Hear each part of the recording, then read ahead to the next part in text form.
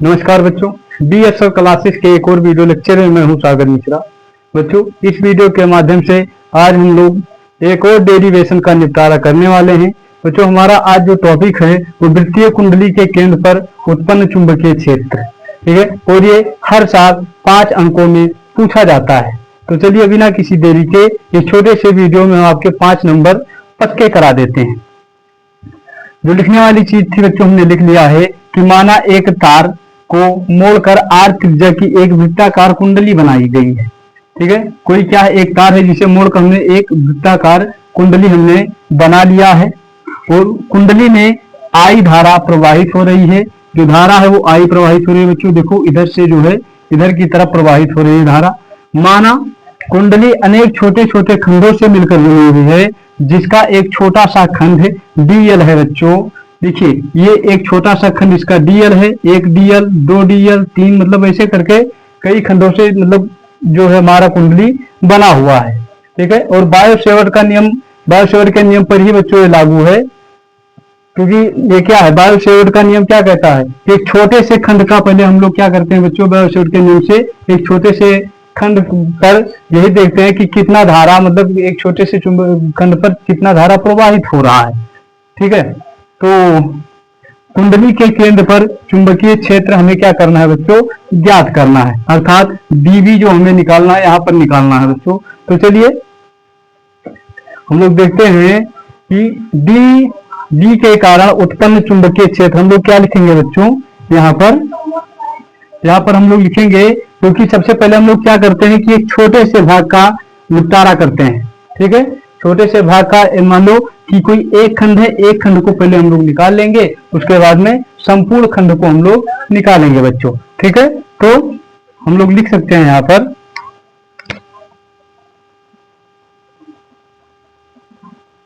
DL के द्वारा उत्पन्न चुंबकीय क्षेत्र,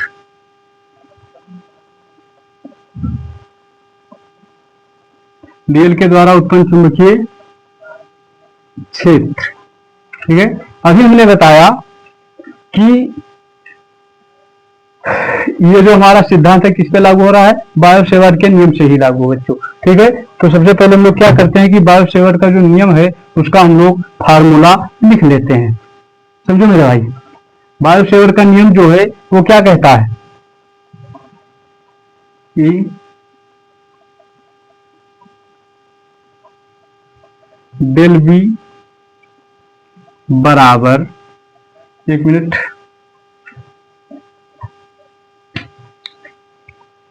बायो-सेवर्ट का जो नियम होता है बच्चों वो क्या होता है, डेल बी बराबर होता है म्यू नॉट अपान 4 पाई आई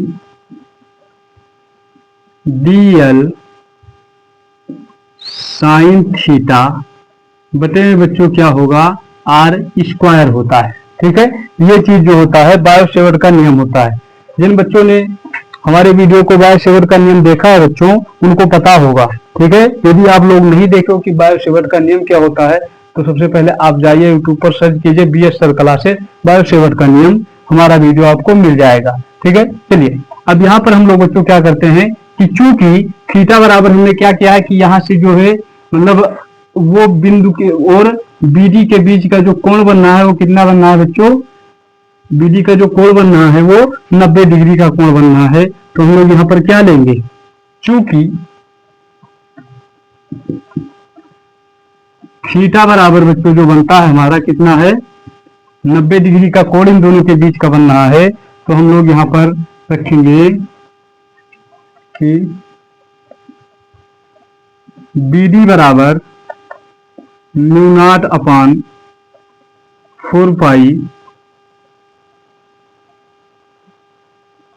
आई डीएल साइन 90 डिग्री ले लेते हैं, बटे में क्या होगा बच्चों, ये आर स्क्वायर हो जाएगा। कुछ इस तरीके से हो जाएगा हमारा, ठीक है, क्योंकि थीटा कोस थीटा का मान हमने क्या लिया है, 90 डिग्री लिया है। उसके बाद में अब और आगे चलते हैं, बी डी बराबर म्यू नॉट 4 पाई, ये क्या होगा, साइन 90 का मान कितना होता है, 1 होता है, तो आई डी एल साइन 90 का मान 1 हो जाएगा, तो हमें लिखने की जो है आवश्यकता नहीं है बच्चों। ये हमारा क्या हो जाएगा, इक्वेशन नंबर फर्स्ट हो जाएगा। इस छोटे से भाग अर्थात डीएल का मान हमने निकाल लिया है, ठीक है, हमारे इस छोटे से भाग का एक खंड का जो मान निकला है वो इतना निकल कर आया है बच्चों। अब हम क्या करते हैं कि संपूर्ण कुंडली के द्वारा, ठीक है, यहाँ पर हम लोग क्या लिखेंगे कि छोटे से भाग का निकल आया। अब हम लोग क्या करेंगे कि मतलब पूरे जो हमारा ये वृत्त है, इस पूरे का हम लोग बच्चों निकालेंगे, ठीक है, चुंबकीय क्षेत्र क्या करेंगे, इस संपूर्ण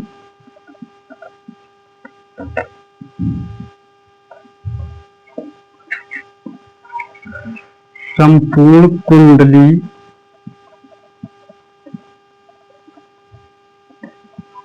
के द्वारा उत्पन्न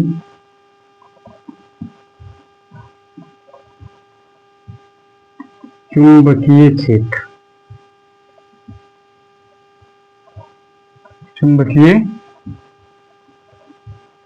क्षेत्र, ठीक है, हमारा क्या निकला, अभी हमने मतलब एक खंड का मान निकाला। अब संपूर्ण कुंडली का जो हम लोग करेंगे बच्चों, अर्थात ये क्या हो जाएगा कि B बराबर, अब छोटा सा भाग था, ठीक है, क्योंकि जब छोटे से भाग का निकाल लेते तो चुंबकीय क्षेत्र भी छोटा था, ठीक है। अब क्या करेंगे, जब संपूर्ण का निकालेंगे तो हमारा जो चुंबकीय क्षेत्र होगा वो क्या हो जाएगा, ये हट जाएगा बच्चों, और ये क्या हो जाएगा, समाकलन dv, ठीक है, b बराबर समाकलन dv हो जाएगा, ठीक है। इस तरीके से हमें क्या करना है कि मतलब संपूर्ण चुंबकीय क्षेत्र का मान हमें ज्ञात करना है, ठीक है। तो ये कुछ इस तरीके से हो जाएगा कि b बराबर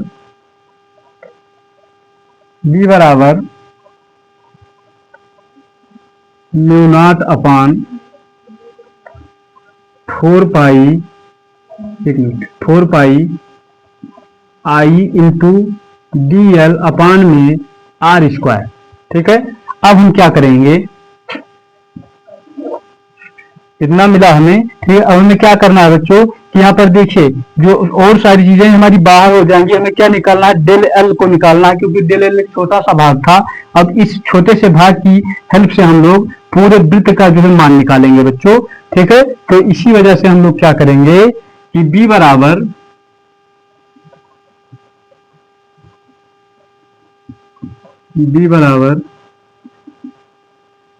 म्यू नॉट अपान 4 पाई, ठीक है, क्या हो जाएगा, आई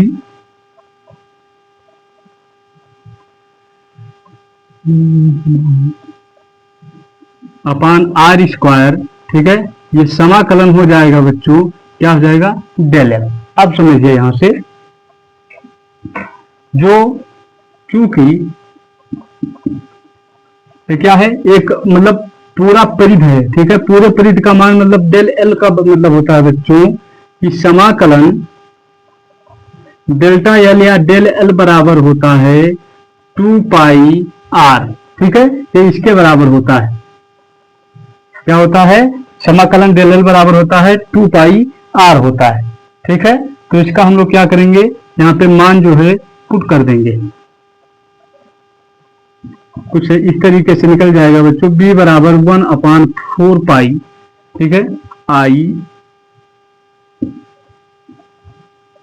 क्या हो जाएगा, एक मिनट, आर स्क्वायर, ठीक है, और इनटू में हो जाएगा समाकलन डेल एल का मान क्या आया है, 2 पाई आर, ठीक है। अब देखिए यहां से हम लोग काटेंगे भी तो 2 पाई से 4 पाई मतलब क्या, 2 बार में कट जाएगा, एक आर से एक आर कैंसिल हो जाएगा यहां पर, ठीक है। तो हमारा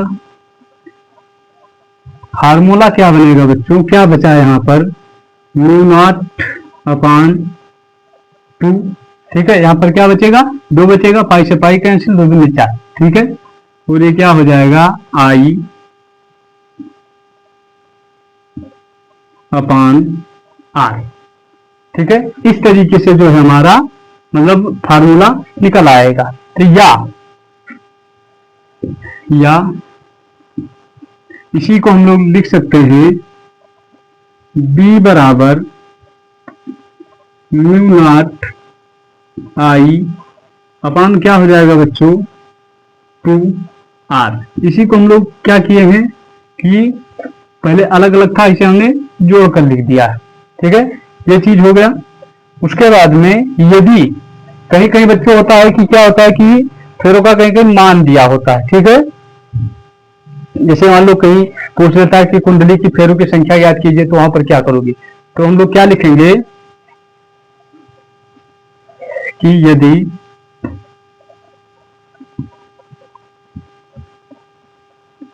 कुंडली में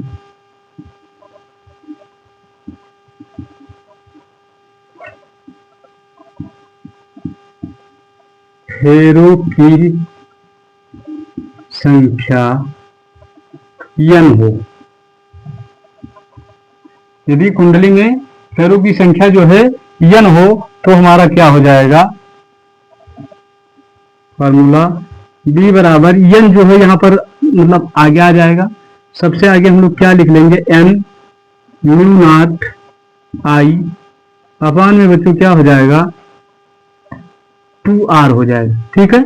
बस ये हमारा जो है फाइनल फार्मूला निकल आता है वृत्ताकार कुंडली के केंद्र पर उत्पन्न चुंबकीय क्षेत्र के लिए। जो हमारा फाइनल फार्मूला है बच्चों, ये प्रूव हो जाता है। तो आई होप कि ये वीडियो आपको पसंद आया होगा। यदि ये वीडियो पसंद आया है तो एक प्यारा सा लाइक कीजिए, कमेंट कीजिए, और यदि नए हैं तो चैनल को सब्सक्राइब कीजिए, ताकि ऐसे ही यूजफुल वीडियो हम आप तक लाते रहें। मिलते हैं किसी ऐसे ही शानदार वीडियो के साथ। जय हिंद, जय भारत।